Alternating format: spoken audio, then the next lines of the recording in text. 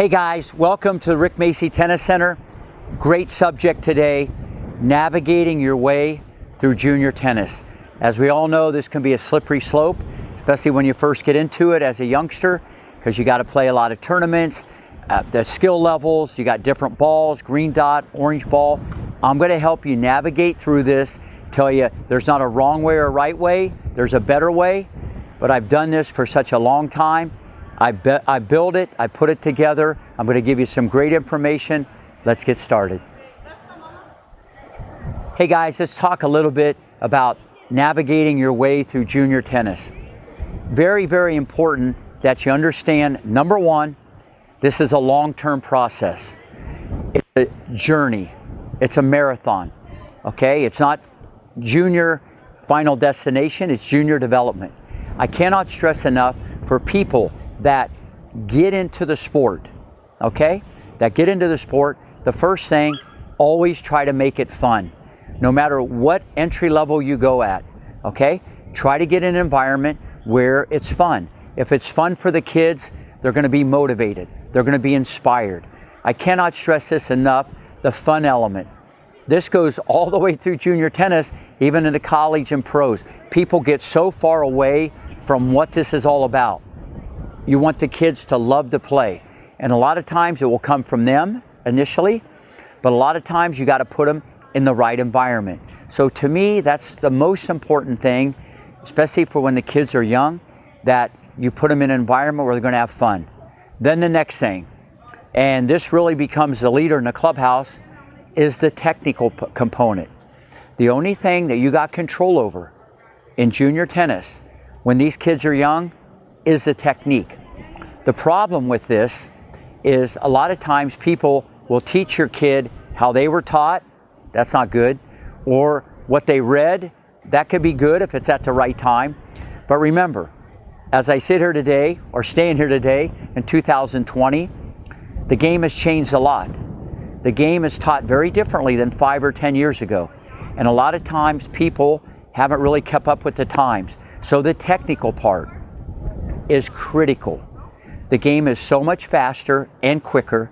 The fitness part is a premium. So if your kid doesn't like to exercise or they don't like to run, I guess the best tip I could give you is this is the wrong sport. Maybe golf, maybe something else, but this is a running sport. So I think you got to know your kid also, and you want to make sure that you're doing this because they want to. But if you put them in the right environment where it's fun and they're getting great instruction, especially the technical part, especially 14 and under, where the technique, you're still building muscle memory, you can reprogram some reflexes, it's much easier to change this stuff. So that would be the best advice I can give to any parent. Make it fun, make sure the technical part. The one good thing about the academy here, we've been pretty much the worldwide leader in technique, with just the knowledge that we have in biomechanics and the methodology. That's why we have thousands of young kids around the world that come here just for the technical part.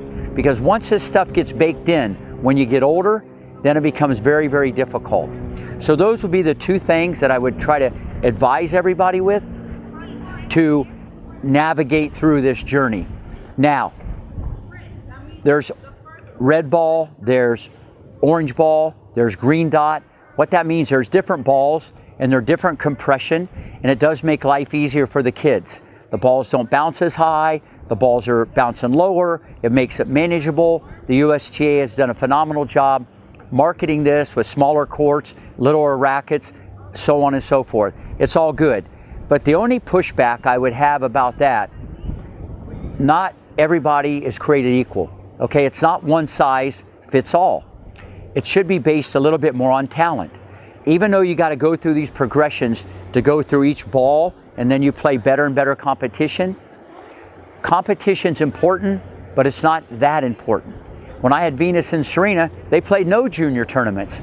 I know that's crazy to think, two of the best players of all time and the greatest, they didn't really play any tournaments.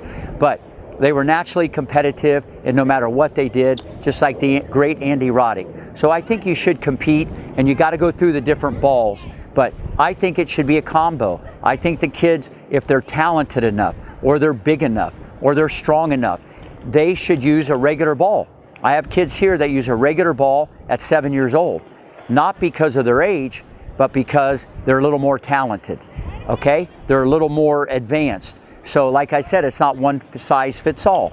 But I've had many other people that go through the balls very quickly and then they go with the regular ball. So that would be my advice on that.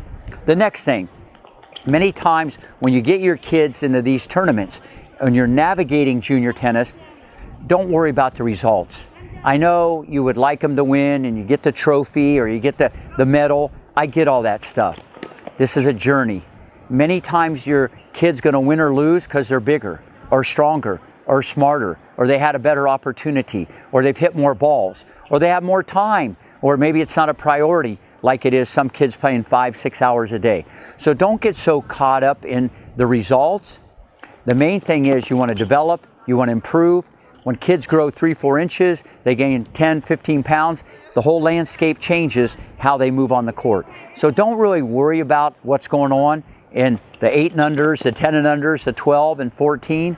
Sure, it would be nice, but this is about the future. Hopefully getting a great college scholarship or even eventually trying to play pro tennis. So you got to remember, this is different. And you always remember this, in life, it's not where you start, it's where you finish. And it's like that navigating through junior tennis. And you're going to see so many people that you thought was amazing, and they beat your kid 0-0, and 4 years later you're going to be winning. I could start just naming names. I'm not going to. I can name names and situations over my career where this thing changes so quickly. It changes so quickly. Some of the kids at a young age, because the brain is not fully developed, they can't even reason. So don't freak out if your kid always gets mad or they're temperamental. That could actually be a good thing. That means they have passion. That means they have desire. That means they want it. They might even cry, okay? Listen, they want to win in every point and go undefeated. All greatness feels that way. All greatness is a perfectionist. So don't overreact. You need a sports psychologist or you need anything at a young age. I think that's way off base because the brain can't even reason right from wrong, and it's very tricky.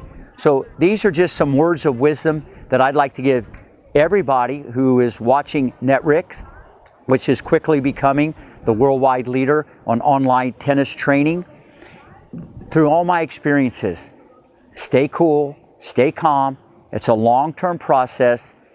If you want some amazing instruction, come and visit us at South County Regional Park here in Boca Raton, Florida, at the Rick Macci Tennis Center.